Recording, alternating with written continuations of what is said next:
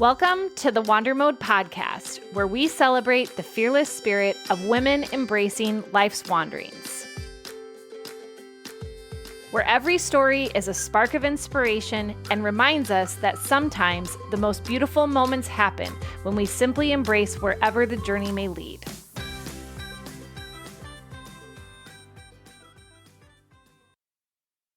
Today, I am thrilled to welcome Becky Nieves. Becky is a mom to four, a marine mom, a rare disease mom, a soccer mom, and a dance mom. And when she's not rocking all of those roles, she's also a boss mom, running her own virtual assistant company, Snow Virtual Professionals. With over a decade of experience in the nonprofit world, Becky has truly done it all. Social media, tech support, project management, you name it.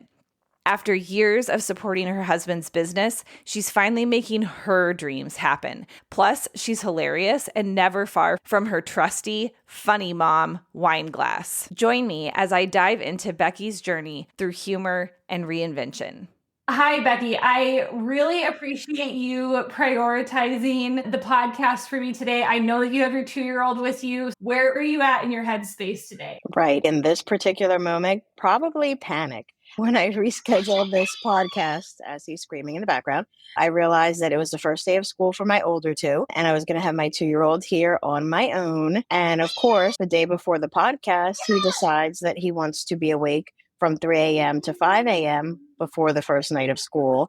And I'm now doing all of these things. And of course, the craziness that is being a mom is that anytime you do have something scheduled, it is always the time when it's like you don't actually get any sleep the night before. Oh my goodness. Okay, so how do you juggle? What are some strategies that you use to juggle life as a working mom? And how do you keep yourself sane with all of it, especially in the summer when kids are at home and not at school?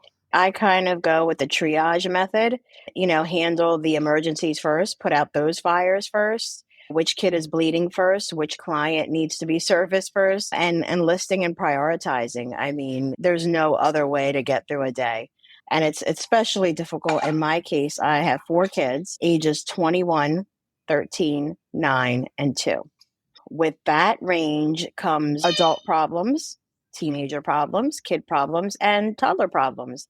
So, it's going with the flow. And just sometimes I am on a Zoom and covered in peanut butter. And that is just the way it goes. And at this point in my stage of life, I think hitting your 40s is a little freeing because you just don't care. Like, I looked at the person I was talking to and I said, I'm literally covered in peanut butter right now, but we are going to continue this meeting. Oh my gosh. I love that. What was the person's reaction when you said that? They were like, I don't know how you're doing that. And I'm like, I have been a mom for 20 plus years. Yeah. Like, as a mom, we've all done the things, blood, vomit. Nothing grosses us out anymore. I'm like, peanut butter is the least of my worries. Mommy. No, not for you today, boo-boo. And mommy, bro. Yes. He heard me say peanut butter, so now he wants peanut butter. Yeah. I've talked with a few different women on this podcast who are also in 40s, 50s, and there is a little bit of this, like, I just don't care anymore attitude. Like, you have to either take me for me and all my chaos and my glory, or you got to kind of leave me behind and, like, we're not going to work well together type of mentality. That is exactly my new mantra. It is, this is me, hot mess mom, and this is how we're going to roll. And now you got the peanut butter. Yeah, I'm bringing out the peanut butter, so we may end this podcast covered in peanut butter. It's possible. It is okay. So tell me a little bit more about what that's like in parenting anything from the toddler to a 21-year-old. Do you see any correlations there on, like, different things that happen in their life? And the only reason I ask this question is because I taught middle school, 12 and 13-year-olds for 16 years. And I have a 3.5-year-old at home right now, and they call it the three-nager phase. And I very much see exactly what my daughter is going through developmentally in a very odd way. Was exactly what my 12 and 13-year-olds were going through when they were in middle school. And it's so weird. And the stages look a little bit different, but there's so many different correlations. What correlations do you see, and has that been helpful? Or do you feel like all of your kids are just so different that it's completely new every time you go through it? What I see mostly is the difference in gender. So it's so funny because my 21-year-old is my boy. My 2-year-old is also a boy, and my two in the middle are girls. And girls are definitely more expensive. I will say that all the time. But boys are definitely slower to mature, harder to control, and things that I had forgotten with my 21-year-old that I'm now seeing with my 3-year-old. I'm like, oh, yeah, I remember that. Like, it was so hard to potty train you. It was so hard to get you to behave in public. But definitely teenager. I am a total F-bomb mom, so I came up with a different word for a 3-year-old. That's not particularly pleasant. But yeah, no, it's definitely a challenge. Everybody says terrible twos. No, it is not terrible twos. It is definitely the 3-year-olds. And he's very close to 3. So You and I are in a similar phase right now. Now, how do you support your friends, and how have your friends supported you from a mom perspective? And what do you feel is the best thing when you're just in it? You're in the depths of those phases and you're exhausted and you're sick of dealing with whatever the thing is. How do you support other moms who are in that? And how do you appreciate being supported? well, I will definitely say I'm the only one of my mom friends who has this crazy gap. So what I get from a lot of them is like, I don't know how you do all the things. Most of the time they think I have this magical answer that I'm able to juggle all this. And I'm like, nope. My day looks just as messy as yours, even messier. And they're like, but you always look so put together. And I'm like, it's a fake it till you make it thing. Like I said, the meeting covered in peanut butter, or there's a couple of things that I do in my life, walking into a school board meeting with nobody knowing the hour before I walked into the meeting, I had a hemorrhaging child. It's just, I think as moms, we go into that crisis mode where it's like, okay, just get it done and I will fall apart after, as opposed to my husband who freezes in a crisis situation. And then it's like we take turns falling apart. So I'm the crisis manager. And then after, when I fall apart, he's the one like, but we got through it, but you did it. So we balance each other, I think, very well that way. As you're a Marine mom, a soccer mom, dance mom, rare disease mom, you very much sound like, especially having that gap in a lot of ways, you have so much life experience that yes, you still fall apart with the things, but you've also had this whole gamut of experience as well. Can you tell me a little bit about those roles? And it's funny, like you plan to be a dance mom, you plan to be a soccer mom. I did not plan on being a Marine mom. Literally, my son came home one day and was like, I did a thing. And it was like, okay. And he did the thing, and it was worrying, and it was all the things. And yeah, you know what? Honestly, with him, he's also neurodivergent. He had ADHD. So honestly, I think I was kind of in denial that he would get medical clearance for it. And then he did. And it took 2 years. And when he came home, he's like, oh, I'm in and I ship out in 2 weeks. And it's like, okay. But I think being a rare disease mom helped me with that. So when my second child was born, and she's the one with the rare genetic disorder, very early on, because her rare condition has an albinism component. I'm Hispanic, so is my husband. So when out comes this blonde-haired, blue-eyed, pale child, we're like, okay, something's obviously amiss here. So nothing really surprises me anymore. I think when you go through that type of shock in our diagnosis story and all that, I think part of that has built my resilience. It's one of those things that I tell my kids all the time too. You're either going to let the things overtake you, or you're going to overtake the things and you're going to compensate for it. I mean, things phase me, of course, and I have my falling apart, but it's kind of like almost to the point where, okay, world, what else are you going to throw at me at this point? I would assume to some level, because your brain has had enough practice in this, it's just kind of like, okay, well, more now, what do I need to do versus like, I can't do this anymore mentality. And we all have those moments, right? What would you say was the medical system's reaction? Were they in agreement with you that like, there's something that needs to be diagnosed here? Because I've listened to so many podcasts, especially recently. I don't know if it's just a trend that we're on, but women specifically talking about how within the medical system, they'll bring up these concerns or these things and say something's not right here. And that really like trusting your mom gut isn't enough anymore. Was that your experience? Or would you have said you gave birth and it was clear early on as you were expressing your concerns that they agreed with you, or did you have to really fight that system? Yeah, I mean, I always say that I'm very fortunate because I am in southern New Jersey. So we do have the Children's Hospital of Pennsylvania as a neighbor, and it's obviously one of the best in the country. But obviously, we started genetic testing very quickly. But because she presented as albinism, they started testing for all the different subtypes that kept coming back negative, and then they lost her blood work. So we had to redraw blood and then wait for those results. In the meantime, because I am a little type A and I'm not one to sit on my hands, I started Googling. My husband calls me the queen of Google. And I started looking up albinism and related conditions. And then I came upon this one little article that said albinism in people of Puerto Rican descent. And I clicked on it and I read it. And it's this rare condition called Hermansky-Pudlak syndrome, categorized with albinism, a bleeding disorder, some GI issues, and in some subtypes, a fatal pulmonary fibrosis. And I looked at my husband and I said, everything's been coming back negative. We're Puerto Rican. I think this is it. He's like, no, just wait for CHOP to come back to us.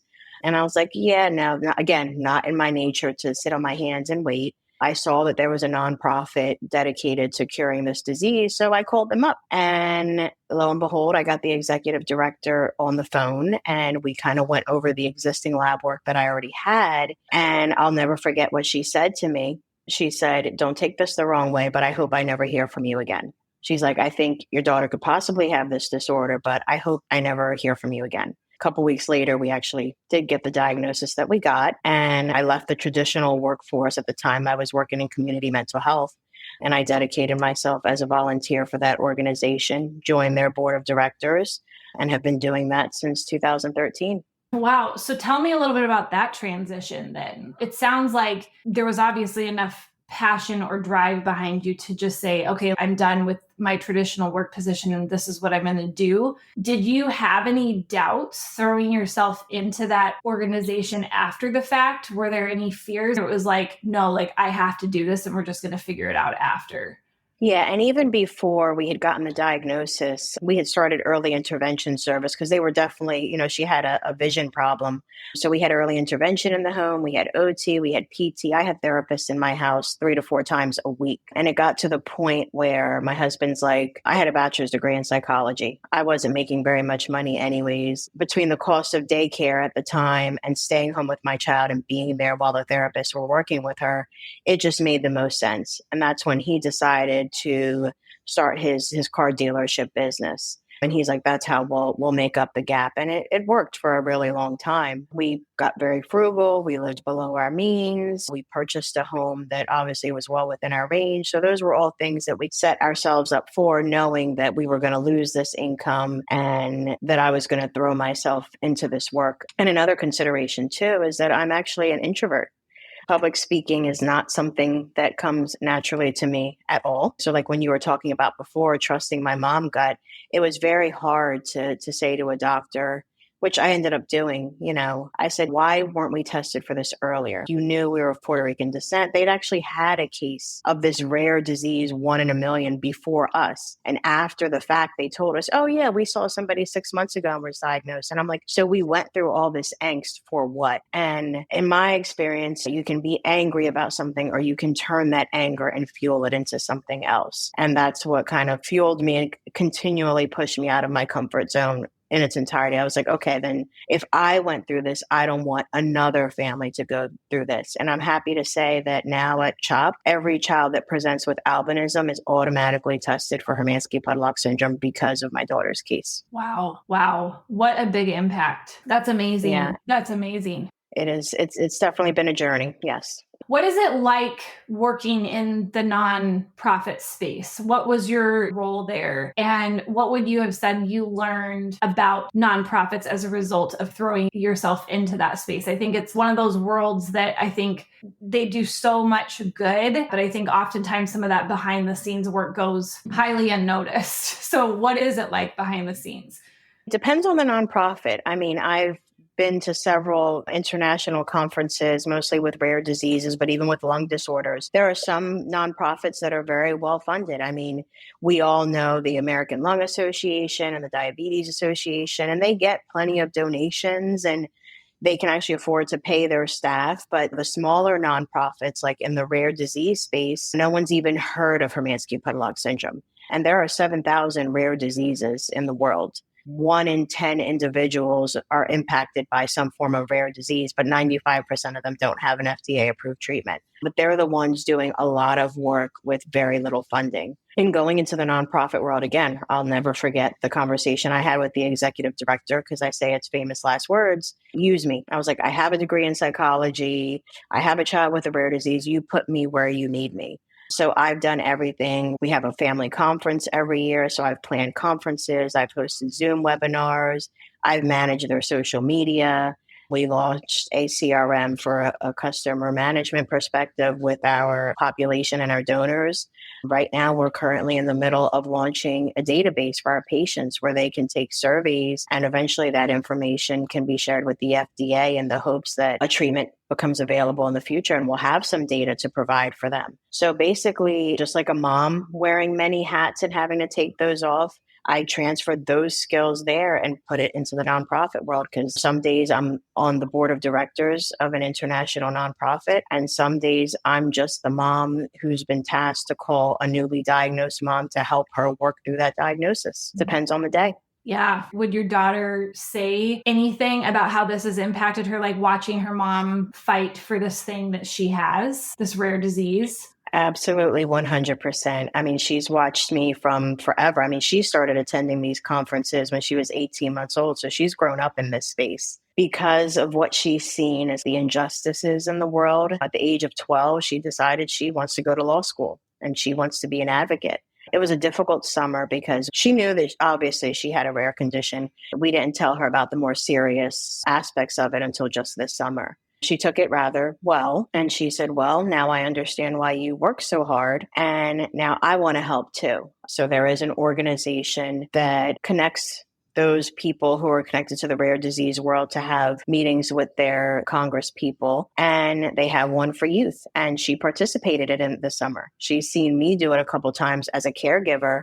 So at the age of 12, she was talking to our senators and our congressmen saying, hey, we need this legislation pushed. And she's learning about different legislative things at the age of 12. It's just been absolutely amazing, her owning what she has, what her future could possibly hold, and looking at it and saying, I don't accept that this is what the future is going to look for me, and I want to help change it. And I like to think that as a mom, we need to model the behavior that we want our children to see, whether it's being an entrepreneur, whether it's being an advocate. They see us hustle and work-life balance and all those things, and they will model that behavior. Absolutely. Mm-hmm. Well, and I think too, it's got to be so empowering to see somebody fight for you and then become old enough to be able to mentally understand, like, okay, so now I can take part in that fight. Like, that's also a choice that I have. My grandma and my mom's twin and my mom's brother, and then several other members of her family have a condition called neurofibromatosis. And it's basically where tumors grow, but they run along nerve lines. And so they're covered in these visible tumors, but you can also have tumors that grow on the inside. And crazy enough, I had a student come through my classroom who had the internal version of neurofibromatosis, and they're not given that long to live. Most people can live until they're around 21 with the condition. And it was crazy because she was around 12 and she really started advocating. Her family really started advocating when she had this recognition of, this is what I have and this is kind of what I can do with it. And it can change it from feeling like this is happening to me to I can do something about this to at least help contribute. Yeah, absolutely. I think it's just the way, again, bad things are going to happen in life, challenges are going to happen. It's just kind of the way that you frame it. And that was my biggest thing when I sat her down to tell her, there's this other thing that we haven't told you yet. And I framed it as, this is why I work so hard. Because she used to question me as a child, like, Mom, why are you on so many meetings and why are you going to this conference? And I'm like, baby, like, I really have to work for you. And it was that light bulb moment for her where she was like, okay, I get it now.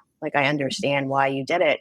And thank you. And there's nothing more gratifying as a mom when your children realize, I guess, the work that we put in for them. But she had seen it even more previously. Again, I'm just a doer. So with her being visually impaired, I'm also a special education parent. I've had 2 children with ADHD as well. And when I saw things that I didn't like in the school system, I ran for the school board.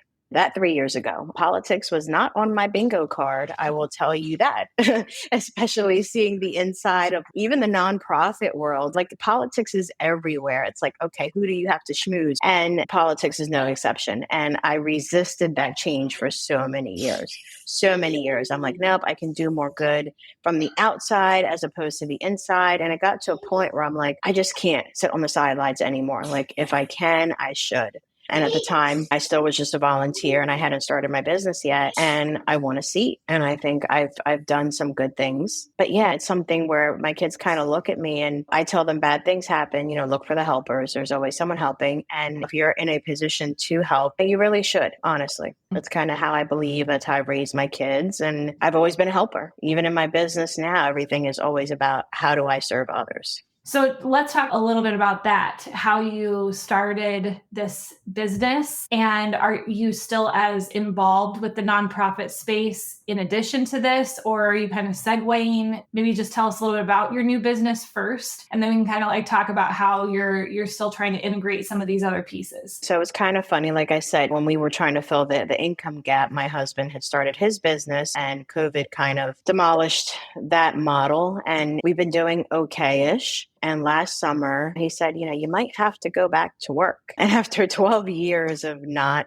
having to go into an office, it was not the words that I wanted to hear. And I'm like, wait a minute, there has to be something that I can do. So I went, like I usually do, right back to Google. And I hadn't realized with all the volunteering and the serving that I had been doing, a lot of these skills are transferable. And I came upon a virtual assistant course and I took the course because that's what I do. I like, okay, let me figure out how I can do this and make it profitable because I didn't want to give up the nonprofit work. I didn't want to give up the school board work. I want to have it all. And so I did that and I started the business, launched it maybe about 6 months ago. And even then that's evolving too. I got into the space and I met up actually with a bunch of coaches and a couple of life coaches, fitness coaches, and things like that. And I'm like, wait a minute, it's still in my heart to kind of coach because I did that when I was still working in the mental health space. So maybe my business will even evolve from that too, where I might decide I want to coach and do that. So I'm still trying to figure out what I want to be when I grow up.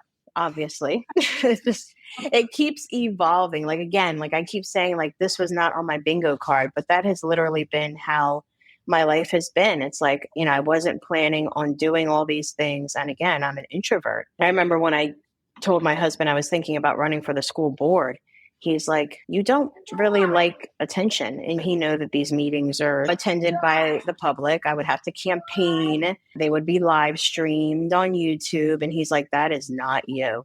And I'm like, but if you find a big enough why, you will do anything. And I believe so strongly in public education that for me, it's the great equalizer. I'm the product of two parents who didn't graduate high school. My husband and I both have college degrees and we've been pretty successful. So I believe in that for other people for sure. And in my business life, I said, I think I can help other moms running their business because if I can make it with everything else that I've got going on in the background, anybody can make it. It's just that mind shifts where it's like, okay, everybody should definitely take their time to fall apart. Absolutely. We're all allowed that grace. It's whether or not we choose to dig ourselves up and pick ourselves up. One little pep talk that I give myself in my head frequently when I've had a bad day is my percentages of making it through a bad day so far is 100%. And I've had some really bad days. So I can do this too. So whether the business is wildly successful or it isn't, I think showing up authentically every day is what's going to get me where I need to be. So right now I'm a quasi virtual assistant coach and it's evolving. It truly is. Oh, the other thing that wasn't on my bingo card was getting into fitness. I did my first 5K at 40. 2 years ago, I didn't look like this. I was actually 100 pounds heavier. And as a mom, what do we always do? We put ourselves on the back burner. At 38, I got some really bad blood work back. I was diabetic. I was on blood pressure medicine. I had ulcerative colitis. I had so many medical conditions at 38. And it hit me all of a sudden like, wait, I'm going to die before I cure my daughter's disease. So that lit the fire under me too. I got fit. I lost the weight. And now fitness is now a regular part of my routine and self-care too. And running a 5K at the age of 40. I always say, like, if your why is big enough, you will figure out the how. It's the same in business, parenting, life, everything. If your why is big enough, you'll get through it. There's been a lot on my bingo card. If I had talked to my 18-year-old self and told her that this is where I would be, I would not believe her, because my 18-year-old self believed that I was going to be living in Florida. I was going to be this world-renowned psychologist that was going to discover the next therapy that was going to blow CBT out of the water. And here I am, a board of directors on a nonprofit, a small business owner, and a school board member. Again, totally not where I wanted to be, but I'm happy that life took me to that. And it's where I'm meant to be, I think. What I'm hearing come across so clearly is that really you just are a lifelong learner. You will do what it takes to learn the things that you need to learn in order to make this life as we know it work and feel good and have joy in it at the same time. And I talk about this a lot on this podcast, but how important that is. Sometimes I think there's this mindset of kind of, I've done the learning. I've done my things. I'm ready to just kind of sit and coast. And life just in general is always throwing things at us and shifting. And if you don't adopt that mentality, it is very much a sink or swim kind of mindset, is that you aren't going to continue to enjoy life or be able to work through different things that life gives you if you don't have this mindset of, I will figure this out. It's all figure outable, as one gal said on my podcast, and that I can learn and we have access to knowledge. So I have so many questions that just came out of what you just said. But my first one is, with your parents not having even graduated high school, did they push for education? Did they talk about how important that was? Or was that something that you saw demonstrated through maybe some of the things that they struggled with?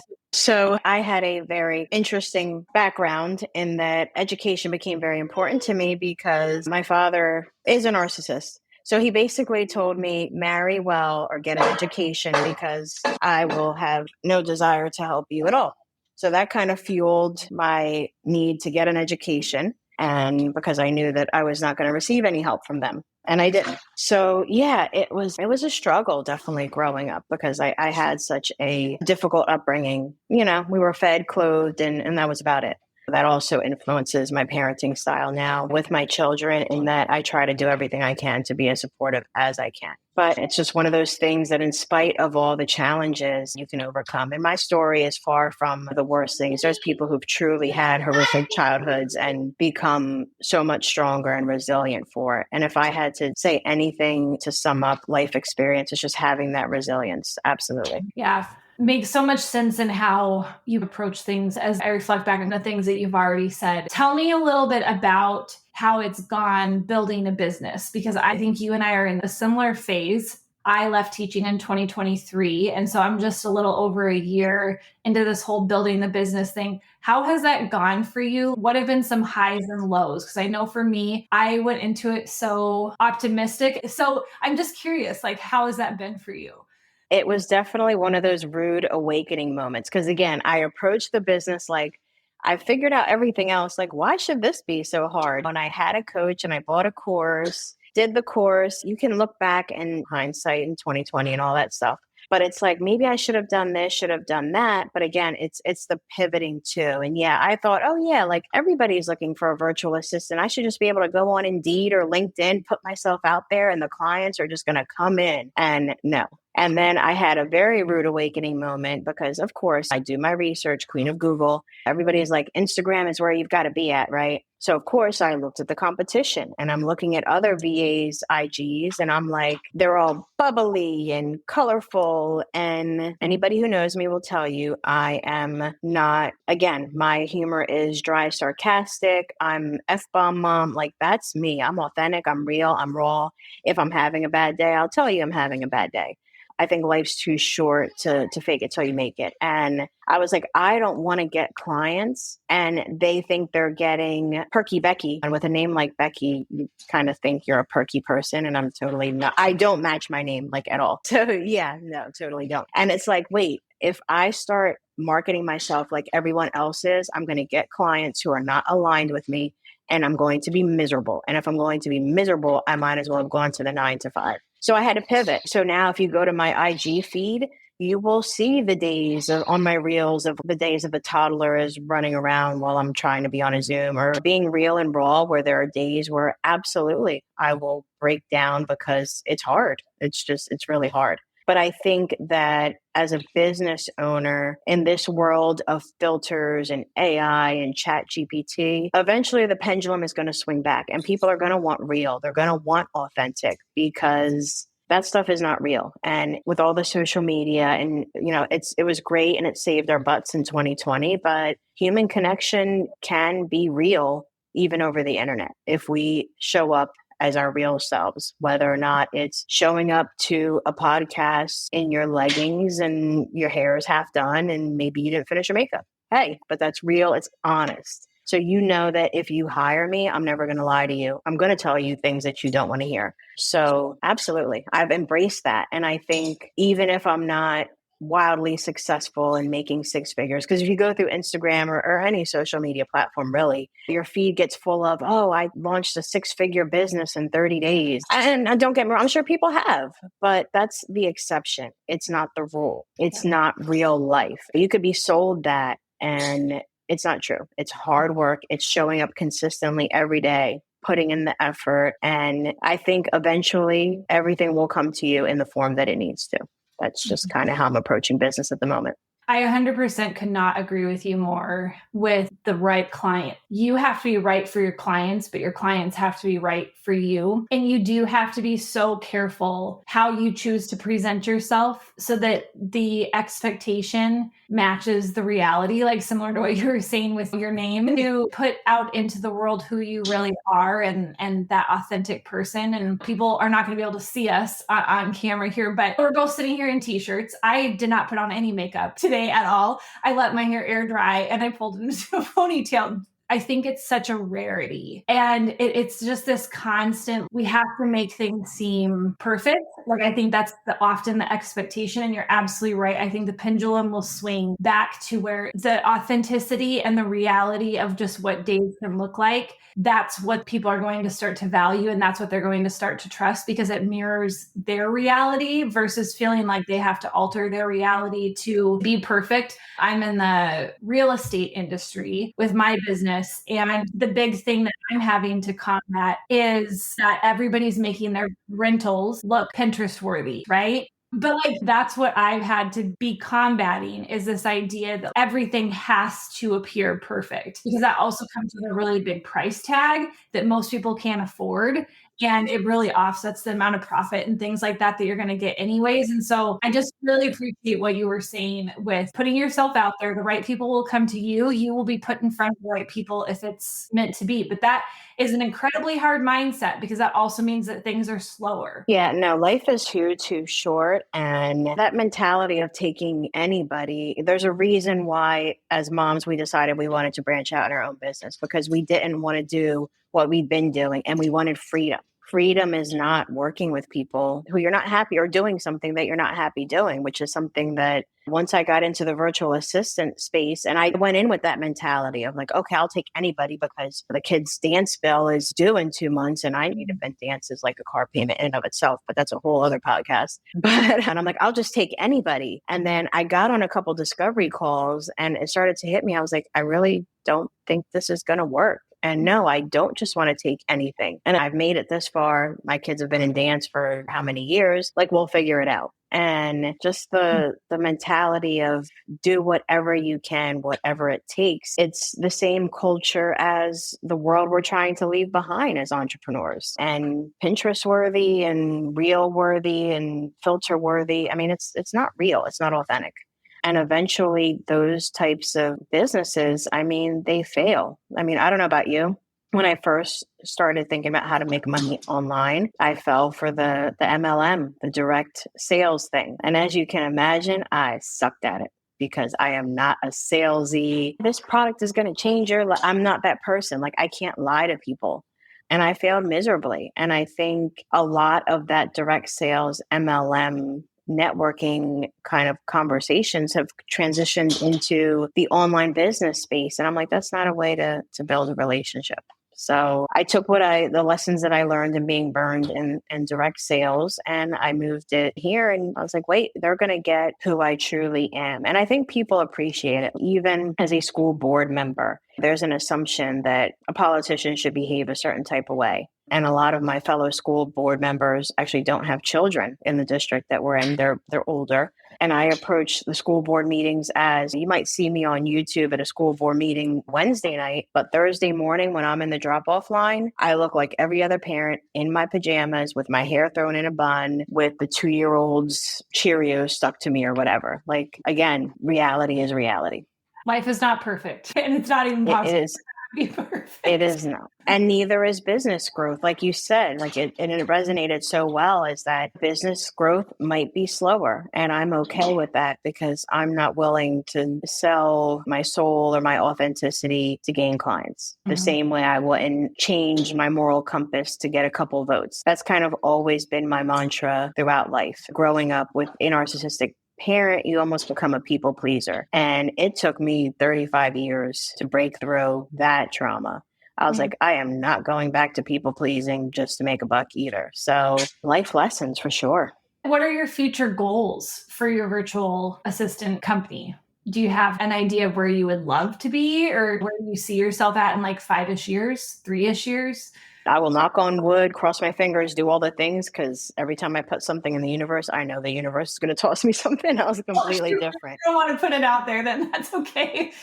No, absolutely no. But ideally, I'd like to partner with another mom in some level of coaching, whether it's a financial coach or a fitness coach, because for me, mental health and mindset is a part of everything we do, no matter what type of coach you are, no matter what type of business you run. Particularly if you're in a coaching space, if a client is coming to you with a particular problem, let's just use fitness, for instance, and they want to lose weight, but you don't realize whatever trauma they've had previously, or they're an emotional eater, or whatever those little things are that are keeping them from reaching their fitness goals. You can give them all the meal plans you want, all the workouts you want. You're not going to fix their problem because you haven't addressed the root cause of the issue. Same thing with people who are bad with money. If you don't determine what the root cause is of their bad relationship with money, that sort of thing. And it goes for any type of coaching. Generally, when people are coming to you with a problem to solve, there's a root cause to that problem for sure. It is really the power of the coaching space, I think, is seeing other people's goals, trying to figure out how to make sure you can communicate with them in the way that they need in order to achieve those goals. And I saw that for 16 years as a teacher. The power of education and learning and seeing those aha moments, or those moments in which something clicked with a kid and they finally got it, right? It's this exact same thing in coaching. It's such a powerful tool. And I love that you would hope to collaborate with someone down the road too, because I think there's so much power in collaboration and combining different strengths, skills, personalities. And I think too, the entrepreneurship road can be really lonely. Absolutely. It is definitely a lonely road because, you own your own business, or you can take a day off, or you can reschedule. People don't get it. Kind of like the whole stay-at-home mom thing. When I left the workforce and I was a stay-at-home mom, everybody's like, oh, you have so much free time. And I'm like, really? You think so? I was like, being a stay-at-home mom sometimes can be just as hard, if not more challenging, because you have to take on more things because your partner is the one who's doing the money making. Again, that's a whole other podcast. I could go on a rant for days.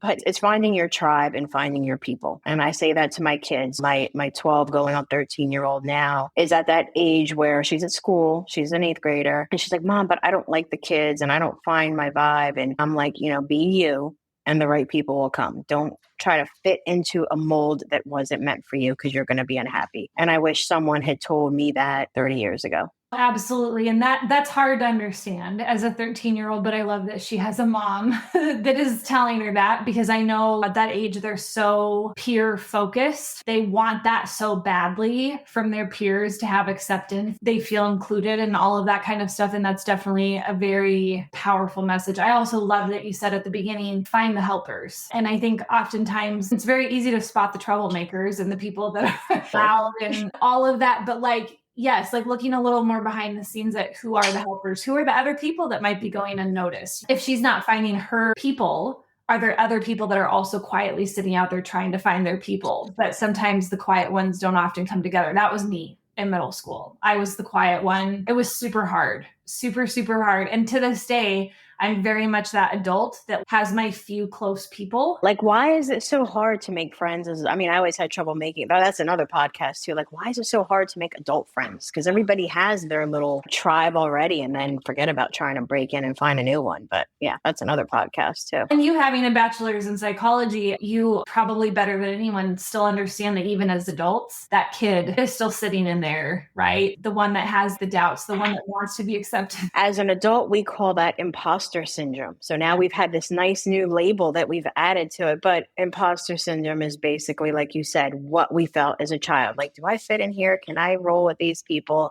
It's just the same problem manifesting itself and given a new name. But at the end of the day, it's human nature. It's just who we are. I love it. So where can people find you if they're sitting here listening to real authentic Becky and being like, wow, I'm grooving on what Becky is sharing? Where can they best find you? My business is actually Snow Virtual Professional. So my website is snowvirtualpros.com. I'm on LinkedIn under my name, Becky Nieves.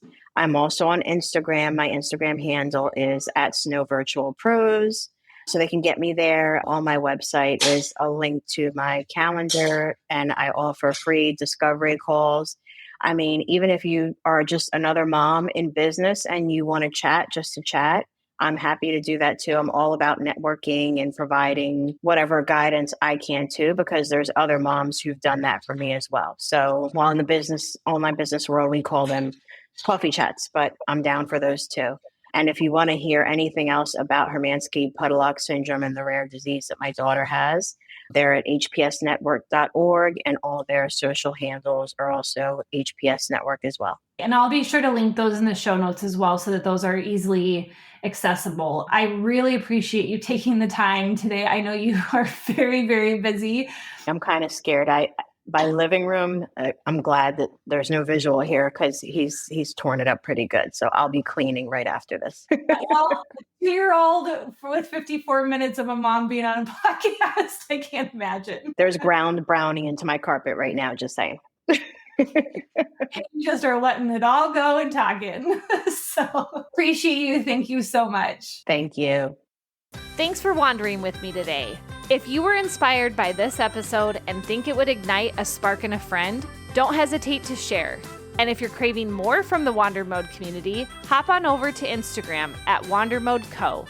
Meet you in the next episode, and until then, wander on.